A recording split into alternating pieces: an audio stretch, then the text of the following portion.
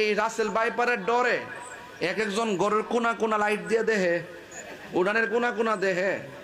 আরে বাতিজার ভূত, কবরে যাওয়ার পরে যে কত রাসেল বাইপার বইয়া রইছে সুদ করে কামড়ায় ভালো গা। আরে হাত তুলে কো, হাত তুলে কো, হাত তুলে কো। মুখটা খারাপ করিস না, কয়ে দিলাম। রাসেল বাইপারের ডরে কষ্ট নিয়ে না বাজান, এটা উচিত কথা। এই হক কথা না কইলে আমার মুখ চুলকায়।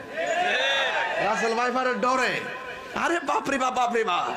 আরে কবর যে কত রাসেল ভাইপার বইয়া রইছে।